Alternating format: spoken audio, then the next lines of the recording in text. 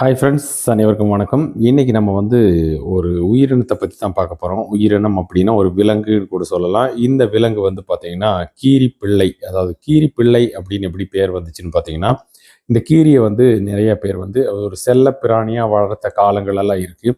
அந்த மாதிரி காலகட்டத்தில் பார்த்தீங்கன்னா இது ஒரு பிள்ளை மாதிரி நம்ம கூடவே எப்பவுமே இருக்கிறதுனால இதை கீரி பிள்ளை அப்படின்னு பெயர். இந்த கீரி பிள்ளையை பற்றி பார்க்கலாம். இந்த ஆசிய கண்டம், ஆப்பிரிக்கா கண்டத்தில் எல்லாம் அதிகமாக காணப்படுது இந்த கீரிகள். நம்ம இந்தியாவில் காணப்படுற கீரி பார்த்தீங்கன்னா சாம்பல் நிற கீரி அப்படின்னு சொல்லுவாங்க. அந்த கீரி தான் நம்ம இந்தியாவில் காணப்படுது. இந்த கீரிகளினுடைய வாழ் இடங்கள் அப்படின்னு பார்த்துட்டிங்கன்னா இந்த கீரிகள் புதர்கள், அப்புறம் பொந்துகள், மரப்பொந்துகள், பாறை இடுக்குகள்னு எல்லாம் சொல்லுவாங்க இல்லைங்களா, அந்த இடத்துல எல்லாம் இருக்கும். மனிதர்கள் வாழ்கிற பகுதிக்கு ஒட்டியே தான் இந்த கீரிகளும் வாழுது.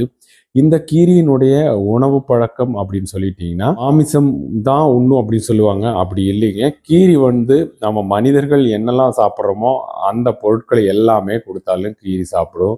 பழம், காய்கறிகள், சாப்பாடு, இந்த மாதிரி எது கொடுத்தாலுமே கீரியும் சாப்பிடும். அதே மாதிரி இந்த கீரிகளுக்கு பிடித்தமான உணவு அப்படின்னு பார்த்தீங்கன்னா ஃபர்ஸ்ட்டு பாம்பு, பல்லி, ஓணான், அப்புறம் நண்டு, மீன், தவளை அப்படின்னு எல்லாமே சாப்பிடும். எலிகள். இந்த கீரி பார்த்தீங்கன்னா ஒரு விவசாயிகளின் நண்பன் அப்படின்னு கூட சொல்லலாம். இந்த கீரி இனங்கள் சுற்றுப்புற சமநிலையை பேணி காக்கிறது தான் இந்த கீரியினுடைய வேலை.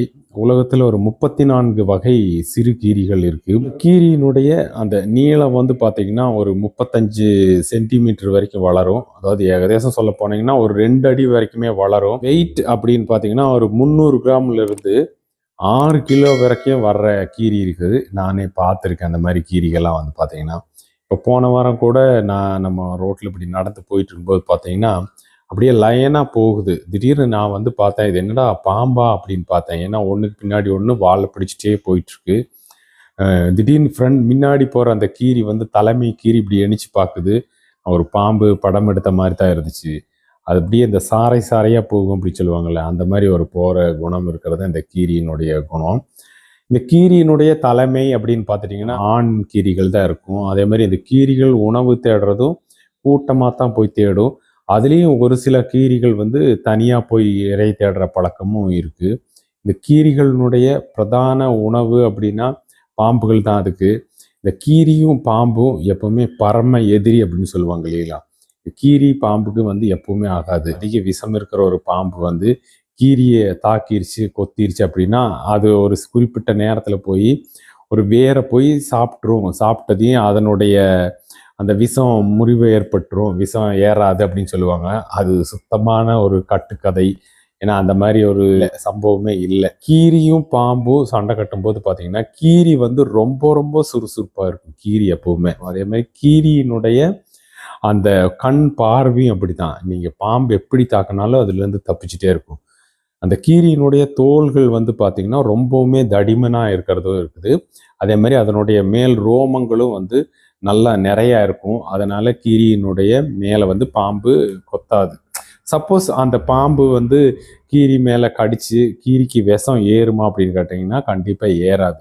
இந்த கீரியினுடைய உடம்புல பார்த்தீங்கன்னா அதாவது அசட்டைல் கொலைன் அப்படிங்கிற ஒரு அமிலம் தான் அதிகமாக இந்த கீரியினுடைய உடம்புல சுரக்கும். அது சுரக்கிறதுனால இது பார்த்தீங்கன்னா பாம்பு விஷத்தை முறிக்கும் தன்மை இருக்கிறதா இந்த அசட்டைல் கொலைன் அப்படிங்கிற ஆசிட். இது கீரியினுடைய உடம்புல சுரக்கிறதுனால கீரிக்கு எப்பவுமே விஷம் ஏறாது பாம்பு கடிச்சிருச்சுனாலும். ஓகேங்களா. அதை விட்டு நிறைய பேர் சொல்லுவாங்க இது அந்த வேரை போய் கடிச்சிரும், அந்த வேரை நம்ம பார்த்து அதை எடுத்து வைக்கணும்னு எல்லாம் நானும் கேள்விப்பட்டிருக்கேன். ஆனால் அந்த மாதிரி கிடையாது.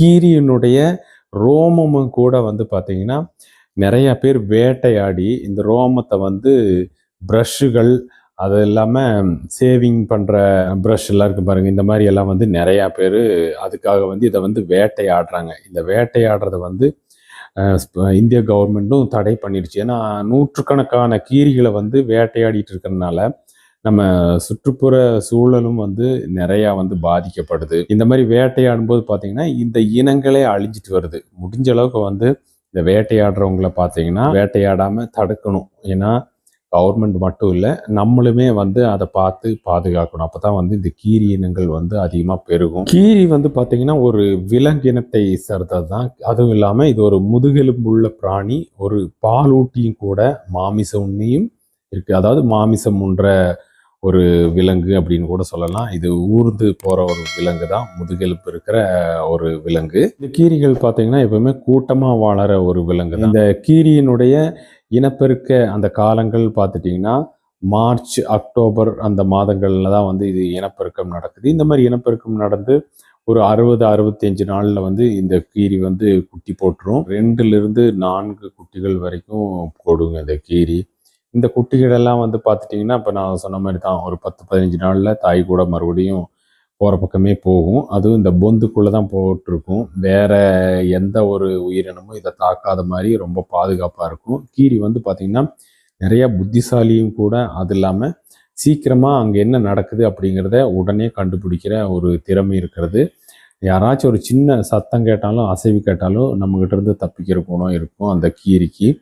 ஆனால் நம்ம மனிதர்கள் கூட வந்து அதை எடுத்து பழகினா நம்ம ஒரு பெட்டு எப்படி பழகுமோ அதேமாரி ரொம்ப அன்பாக பழகிற ஒரு கீரி தான் அந்த கீரி பிள்ளை அப்படிங்கிறது.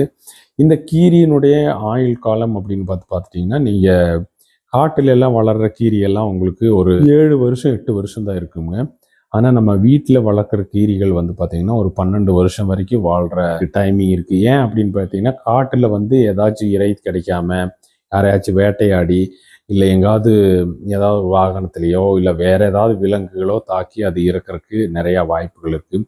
ஆனால் வீட்டில் வளர்த்திருந்த கீரிகள்லாம் பார்த்திங்கன்னா 12 வருடம் வரை அது வந்து உயிரோடு இருந்த அந்த நிகழ்வுகள் எல்லாம் இருக்குங்க. இந்த கீரி வந்து பார்த்தீங்கன்னா சண்டிகர் மாநிலத்தின் தேசிய விலங்காக தான் இந்த கீரி கருதப்படுது. அது இல்லாமல் இந்த கீரிகளுக்கு வந்து நிறத்தை பிரித்தறிகிற இந்த தன்மை அப்படின்னு பார்த்தீங்கன்னா 4 விதமான கலர்களை கண்டுபிடிக்கிறது. நம்ம மனிதர்களுக்கு தான் வந்து பல விதமான கலர்களை நம்ம பார்ப்போம். ஆனால் அதேமாரி இந்த கீரிக்கும் வந்து 4 விதமான கலர்களை காண்ற அந்த திறன் இருக்குது. ஃப்ரெண்ட்ஸ், அப்போ இன்றைக்கி வந்து இந்த கீரியை பற்றின சில விஷயங்கள்லாம் வந்து உங்கள்கிட்ட சொன்னேன். இந்த தகவல் எல்லாம் வந்து உங்களுக்கு ஒரு யூஸ்ஃபுல்லாக இருந்திருக்குன்னு நினைக்கிறேன். சப்போஸ் நான் ஏதாவது தகவல் வந்து விட்டு போயிருந்துச்சுன்னா நீங்கள் கூட எனக்கு கமெண்டில் தெரிவிக்கலாம். அப்போ ஃப்ரெண்ட்ஸ், அப்போ இந்த வீடியோ வந்து உங்களுக்கு பிடிச்சிருந்துச்சுன்னா ஷேர் பண்ணுங்கள், ஒரு லைக் பண்ணுங்கள். மீண்டும் ஒரு நல்ல வீடியோவில் உங்களை சந்திக்கிறேன். நன்றி, வணக்கம்.